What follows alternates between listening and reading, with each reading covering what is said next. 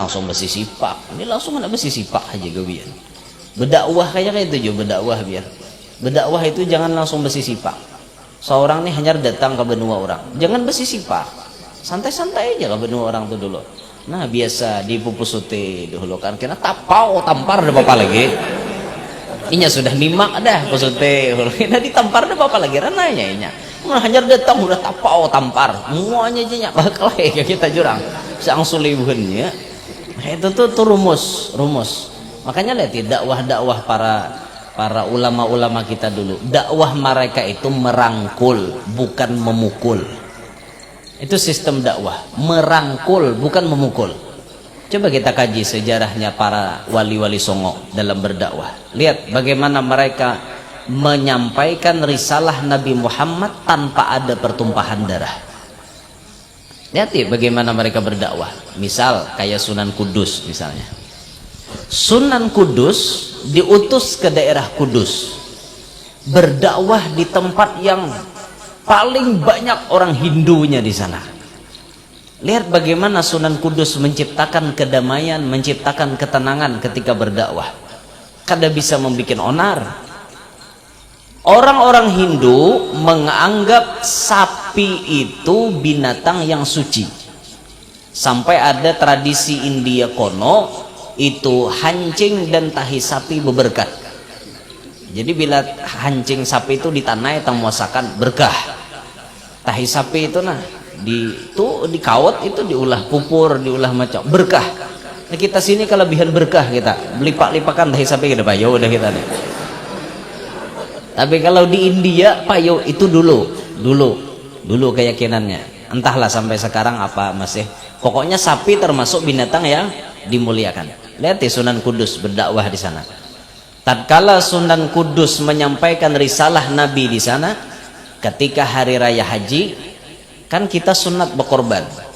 Tiba-tiba beliau mengeluarkan fatwa, dilarang bagi orang-orang Kudus menyembelih sapi. Tujuannya apa? Menghormati, menghargai perasaan orang lain. Jadi pang nang boleh disembelih napa? Pilihannya dua, kerbau atau kambing, hadangan atau kambing, itu aja. Sapi kada boleh. Nah kayak itu bang, sampai wayah ini di Kudus itu orang masih anti menyembelih sapi. Apakah agama mengharamkan? Kada.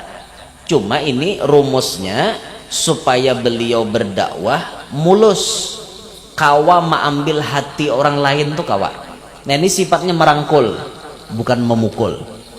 Amunnya mengarasi hukum saurang misalnya, wah jadi dalam agama boleh ya nyembelih, bujur boleh tapi orang tersinggung, bahaya biar untuk dakwah kita. Nah ini nih makanya beliau itu dakwahnya sifatnya merangkul. Bahkan lihat menara Masjid Kudus tuh bentuknya kayak apa? Kayak pura, kayak tempat ibadahnya orang-orang Hindu. Apakah berarti masjidnya menuruti agama Hindu? Kada. Cuman artinya supaya pendekatan, supaya agama ini mudah diterima oleh masyarakat Kudus. Demikian pula Sunan Kalijaga, dakwahnya lihat ya, merangkul masyarakat. Budayanya apa zaman itu? Hobinya wayang. Wah, ketika Sunan Kalijaga berdakwah, wayang dimainkan sidin. Orang bahari bila nonton wayang bayar. Sunan Kalijaga maulah aturan kada bayar, cuma bayarannya 2 kalimat syahadat. Siapa hendak nonton wayang biar sampai subuh, bayarannya cuma sebuting 2 kalimat syahadat. Nah mana nang kada berduit, nah jadinya hakun bersyahadat aku kada bayar. Siapa pahwatnya nyambet 2 kalimat syahadat tuh. Nah bersyahadat masuk, akhirnya banyaklah orang yang setiap malam ketujuh nonton wayang masuk bersyahadat. Bersyahadat, akhirnya banyak yang Islam. Bahkan lihat di Sunan Kalijaga tuh pakaiannya demi pendekatan kepada masyarakat. Pakaian Sunan Kalijaga biasa, pakai sarung, betapih bahasa kita, betapih gontongnya. Tapih ini sunnah Nabi juga. Yattazir ala wasatih, itu Rasulullah. Baizar atau betapih di pinggang. Tapih ini anakannya di pinggang sini. Betapih itu belajar. Ini betapih kada belajar ya nambung kalennya duting pagalangan lah ganalnya. Kenapa mau tapih kada belajar? Menama nabung kalernya kayak pagalangan to kadijas wah pisit ngenta. Apalagi bawa taraweh mungkinnya tuntong salam bulun sekali, tuntong salam bulun sekali, tuntong salam bulun. Sawat 10 kali salam sampai ke dengkung udah tingginya. Mau belepisan, mau ada belepisan apa habaran. Nah, belajar betapa itu belajar. Nah, beliau memakai sarung, lalu memakai baju kayak jasko, model kayak baju koko biasa kayak itu. Tambah beliau kada pakai kopiah, nang dipakai sidin blangkon nang dipakai. Itu sempat jadi polemik, ngertilah polemik. Jadi apa perdebatan kayak mengundang sesuatu kayak itu. Nah, jadi polemik. Oh, kenapa seorang pendakwah pakaiannya mirip kayak ke ini? Itu kan dijawab oleh Sunan Kalijaga. Sunan Kalijaga menjawab, tujuan saya memakai ini demi mendekati masyarakat, supaya masyarakat itu jangan menganggap saya ini orang asing. Bukan berarti saya membelakangi pakaian resmi para ulama, bukan. Tapi saya dengan tujuan mendekati. Saya berpakaian membudaya seperti budayanya masyarakat dengan niat merangkul, mendekatkan mereka kepada risalah Nabi Muhammad. Nah, inilah di sini makanya para ulama kita, wabil khusus dari kalangan Nahdlatul Ulama ini mengkaji sejarah seperti ini. Dikaji. Nah, coba kita bulikan ke kisah Rasulullah dulu lah. Nabi kita bisi pakaian kan macam-macam. Di antara pakaian Nabi senang pakai baju gamis. Di antaranya kan Nabi begamis. Pokoknya bila kita begamis itu berarti nuruti Nabi sudah. Apapun yang digawi Rasulullah berarti itu jadi sunnah. Sunnah fi'liyah. Nah, sunnah gawian Nabi. Nabi memakai kopiah, Nabi memakai imamah. Ini kan di antara pakaian Nabi. Nabi misalnya berselendang, kita memakai juga misalnya kan. Nah, lalu tiba-tiba ada ulama yang berpakaian biasa. Contoh, ulamanya cuma berpakaian bajunya baju apa nih? Baju batik misalnya, yang baju kemeja misalnya, pakai kopiah hirang, pakai kopiah Haji Iming. Nah, bahari Haji Iming ngarannya kan tahu ini Haji siapa? Haji Basir gabelang ngarannya. Amun di Banjar Basit naharat, mun di daerah Keringpangi itu naharat kada Basit, Haji Basri naharat. Oh, bila tersambat Haji Basri minggir orang. ya kayak itulah. Ini disensor kenalah Haji Basrinya. Kita lihat oleh Sidin. Ada Bapak aman aja begaya orang. Tapi bujuran ya. Begaya tapi bujuran kayak apa? Dan sanak pian. Begaya tapi bujuran. Ya Allah. Jadi misalnya ada ulama yang berpakaian baju batik, kopiah hirang, atau bersalawar, atau batapih biasa. Stop, muntung kita jangan mencela. Stop, muntung kita jangan mengatakan ini ulama membelakangi sunnah Rasulullah. Stop, jangan berburuk sangka. Karena dibalik pakaian seperti itu ada maksud yang tertentu. Nah, secara umum pakaian yang ulun sebutkan tadi, nah macam kopiah, beimamah, begamis, beselendang, kan ini pakaian resmi Nabi kita Muhammad SAW. Ulama memakai pakaian seperti ini memang pantas karena mereka mentauladani Nabi kita SAW. Lalu kemudian ada ulama-ulama yang pakaiannya biasa. Siapa yang ditiru? Apakah berarti mereka membelakangi Nabi Muhammad? Kada. Ini pernah dibahas oleh Gusmus. Tahu pian Gusmus? Kiai Mustafa Bisri. Ini termasuk tetuhannya NU, tetuhannya Nahdlatul Ulama. Beliau membahas kenapa di antara ulama-ulama Indonesia banyak nang berpakaian batik, bakopiah Haji Iming, atau baju kayak Gus Baha itu kan baju putih, kemeja, kopiah hirang. Itu aja padahal alimnya Masya Allah luar biasa pian. Nah, kenapa pakaiannya seperti itu? Karena itulah pakaian yang paling menjadi adat kebudayaan orang Indonesia. Nah, berpakaian menurut adat kebudayaan, menuruti kebudayaan yang sifatnya tidak bertentangan, ini pun bagian daripada sunnahnya Rasulullah. Karena di zaman bahari itu Nabi kita memakai pakaian seperti itu karena memang itu mahkotanya orang Arab. Contohnya kayak imamah, al-imamatu tijanul Arab. Imamah itu adalah mahkotanya orang Arab. Orang Arab ini menjadi mahkota, menjadi pakaian berharga adalah imamah. Artinya kan jadi adat kebudayaan beliau-beliau di sana.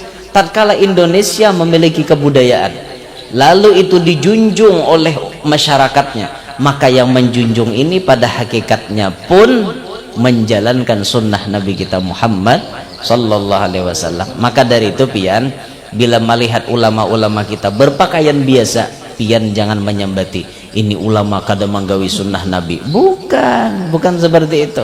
Karena mereka ingin seperti Sunan Kalijaga tadi, membaur pakaiannya dengan orang-orang biasa. Nah, tapi pulang nih, tapinya nih. Amunnya misalnya kita dasar alim, jadi sebagian guru kita kan tampayakan aja pakaian ulamanya sekali. Kenapa? Wayah ini banyak ulama-ulama palsu, banyak habib-habib palsu nang mengambil pakaian resmi para ulama. Jadi semestinya orang-orang alim itu sudah mestinya inya berpakaian kayak layaknya orang alim, supaya artinya memang diketahuani sidinnya orang alim. Jangan sampai nang kada alim memakai pakaian orang alim, pian kada polisi makai seragam polisi. Napa kabar? Nah, saya tangkap bubuhan polisi juga. Ini aja bukan polisi, ini mengambil ampun kami ini. Nah, ini pakaian tuan guru dipakai sembarangan oleh orang yang kada tuan guru. Hati-hati. Apalagi mengaku jadi habib. Wah, bahaya nih. Ngaku jadi habib, pakai al-al juga. Nah, ada nih alkohol bener ya. Pakai al juga. Mohanda al juga ulun nih kawai, al juga al-talani. Nah, jadi Muhammad Yanur al-Talani. Kenapa maka al-Talani? Karena lahir di desa Talan. Jadi di Kalua tuh ada ngaran desanya Talan. Sejarahnya bahari tadung konal banget tadungnya. Lalu ada orang masang ringgi di sungai bejukung untalnya. Nah, bahasanya mana mau untal tuh ya talan. Talan itu artinya taguk, talan taguk itu. Lalu karena sejarah itu diawali di sungai situ, tadung menalan manusia, maka kampung kami itu dingarani Talan. Tapi nak ajaibnya nang ditaguk ini hidup dalam parut, hidup, dan inya membawa lading dalam parut. Lalu ditorehnya parut nang si tadung tadi, mbah di sobeknya, dirabitnya, diwawahkannya. Wawahun alaina, wawah parut tadung. Imbahnya wawah, bungkas parutnya, orangnya tajun, tadungnya pun mati. Ketika tadungnya mati, larut, bebaya larut ke situ. Nah, kahilir pada kampung kami itu ada ngarannya Sungai Intur, karena bahari kulit tadung tuh luntur, jadi ngarannya Sungai Intur. Imbahnya luntur, belarut pulang, tadiam di sebuah kampung, lalu dingarani Sungai Babau. Kahilirnya toh supaya bungas wayah ini diganti Sungai Wangi. Nah, bahari Sungai Babau ngarannya. Nah, itu sejarah wadah kami tak tahu mun nang sini orang de malingkong ini tahu sejarahnya ulah napanya. Nama malingkong nih takon nih nang guru aja kan nih tahu na sejarahnya nih. Ya biasanya ada nya orang Kaluan aja na ulun tahu leh sejarah orang Kaluan yang mengarane Palingkau tuh jar orang Kaluan asmiahe.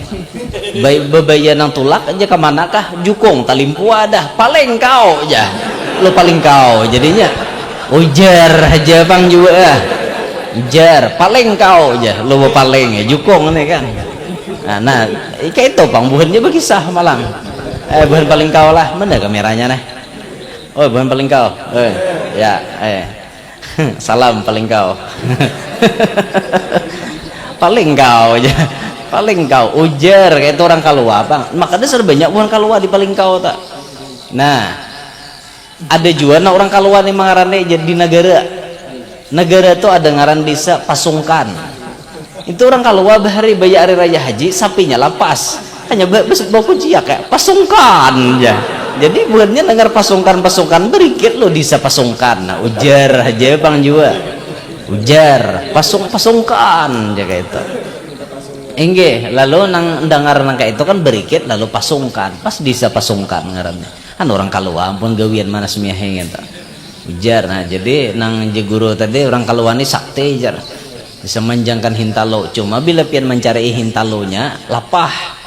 Kalau pian bepandir mancing-mancing nyambet hintalo lapah pian. Bila hendak mancing mengetahuan asli kadenya orang kalua tuh gampang, takuni nomor HP. Tahu ada tak bila berapa nomor HP pian? 08 ya. Nah tuh iya dah. Sahih dah kalua. Bila mau 08 iya dah. Mau madangnya nyambet hintalo yo pian. Kesambat 08 ya. Paling nyaman dah. Pian mulai mana? Mulai Pahuluan. Kada burun nyambet kalua, mulai Pahuluan. Pahuluan di mana? Berapa nomor HP pian? 08. Nelayan lagi dah. Sahih kalau wajar kita. Itu aja nak mancing pian. Kalau kita tamu kawan hendak membuktikan sahih kadanya, cuma memparah mandi kira ada lagi. Karena beliau sudah melanglang buana. Berapa nomor HP pian Pak Rahman? 08. Ada mau, ada mungkin. Ada mungkin karena beliau ini sudah apa namanya? Ya kayak itulah sudah. Ya kayak itu tuh Bang deh. Ngalih dilawan beliau. Masya Allah. Anom je sidin kan? Anom tapi berbobot. Anom je. Umur sidin paling 34 so. Dilihat 15 34 so umur sidin nih. Tapi berjiwa ya Masya Allah luar biasa. Ini ngarannya muda yang bermartabat, muda nang harap, muda yang berbobot. Ini perlu nih biar halus tapi cabai rawit. Nah ini penting nah kayaknya biar genal tapi kada pedes tawakan orang. Tapi biar halus tapi pedes nah. Ya maheng jarang ada.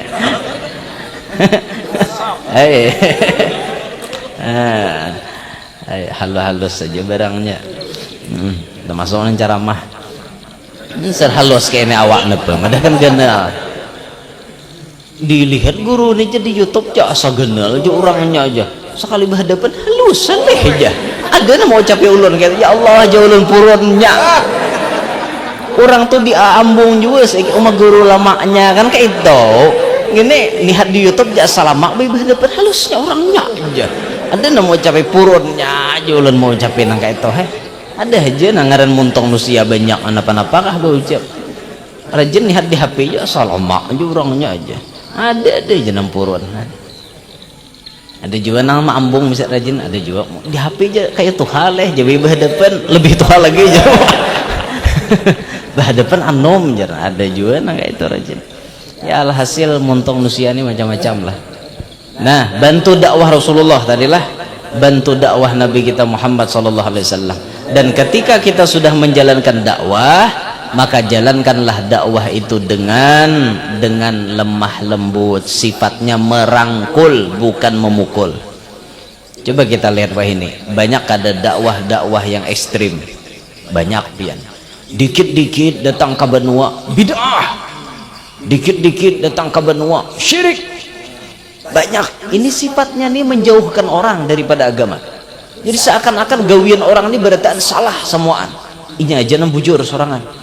Napa-napakah didikti disambati itu nah. Kadang-kadang adat yang sedikit ada kemiripan langsung aja dipadahkan haram. Contoh nah kayak kita betutungkal kayak nukar sepeda motor hanyar, nukar motor hanyar, betutungkal. Napa bahasa anunya tak? Tampung tawar. Nah, tampung tawar. Betutungkal tujar budaya orang Hindu. Kita orang Islam nuruti juga berarti sama pada Hindu ini mau sama bukannya betul tungkal tuh nang nanti bacanya gitu kan ada kita nih baca Allahumma sholli ala Muhammad Allahumma sholli ala Muhammad Allahumma sholli ala Muhammad kan kayak itu belainnya mau sama siapa manangat nak betul tungkal saya hari-hari nungkali rumah itu nah tapi bacaannya salawat siapa nama nangat kada ada nama larang kada ada manangat tuh melarang maksudnya ngerti kah manangat itu artinya melarang kada ada nama larang manangat bahasa ngerti kah kada kah ngerti kah kada kah manangat tuh melarang bahasa kita ini bisa kada paham nanggubuan rantau nih manangat dia melarang tadi siapa yang melarangin tuh manangat itu siapa kada nama